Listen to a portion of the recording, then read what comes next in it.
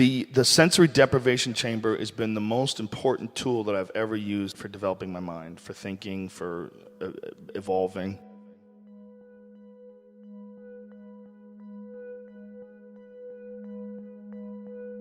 The tank is filled with water. The water is heated to the same temperature as your body, and there's 800 pounds of salt in the water. So you just float there and relax, and because the water is the temperature of your body, you don't really feel it after a while. It's like layers of an onion. And when you first start doing the isolation tank, you can only get a couple layers of the onion in, a couple skins loose. You can't really go to the core. It's too hard. It's too hard to completely let go who you are. But as you get better at it, and as you get more and more comfortable with the experience, you get better at actually letting go, really letting go from letting go from the feeling of letting go from that point. Okay, I've let go. No, you haven't. Let go more. And then you become gone. You disappear. And while you're disappearing, this is what happens. You start thinking, I can't believe I'm disappearing. Fuck, then you're back again. You got to start from square one. You got to let go, and you got to let go, and you got to let go, and you got to get to the point where you literally completely relax. And your body, it gives you amazing energy. Your body, the tension release that you have in your body from a couple hours in the tank is incredible. You feel lighter. You feel like more oxygen is in your body. You feel like more vibrant. And it's just because you've somehow or another calmed the tension. It's fucking incredible, man. The first 20 minutes or so, for me at least, it's like sort of a seminar on my life. It shows me all the different issues in my life that I don't like and that I need to fix, and things that are bothering me, and things about my own behavior that could have been better, and things where I'm disappointed in myself. And then it'll show me some things where I'm on the right track. This is good. Continue here. Continue doing this. Continue thinking like this. Continue exploring these ideas. But then once it gets me done, it's like, let's clear out all this bullshit in your life. Then let's think about the big picture. And then it goes from that to like this sort of relaxing, position, where my whole body is just settled into the experience. And then it's just pure thought. It's like the mind completely untethered from the body. And then I start contemplating everything. I start contemplating the universe and contemplating, the role of human beings in each individual's actions, all accumulating together to one specific event. I start thinking all kinds of crazy, crazy shit, but without the body in the way. Even us having this cool conversation here, we're sitting here on the couch, we're looking at each other, we're looking at computers, and there's sounds and noises, and there's a lot of distractions. Just your body is a distraction.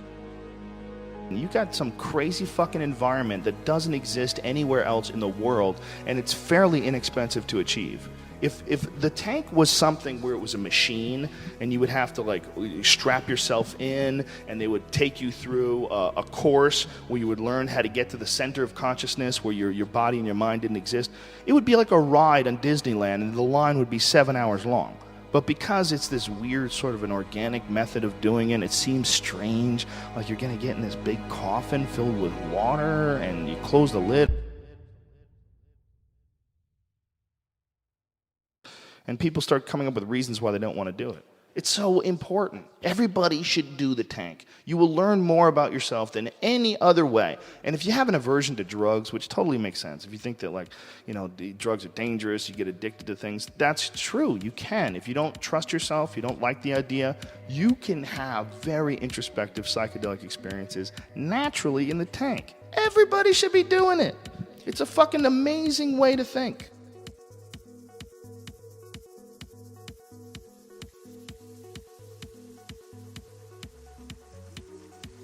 I have a concept or something that I'm working on.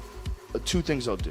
One, I'll sit down, I'll flesh it out, I'll write what I think about things just kind of off the top of my head. And then once I've done that, once I've really kind of explored it, then I get in the tank and I rethink the whole thing.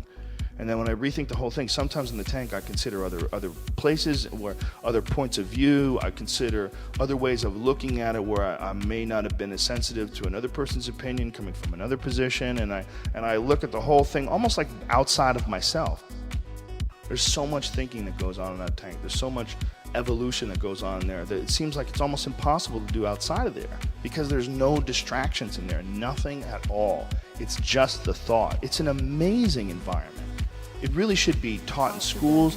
All universities should have them. They should have them, and they should make them available to all of their students. It's one of the greatest tools ever for exploring thinking, exploring the way you think, and sort of making an audit of all your own personal thoughts and ideas.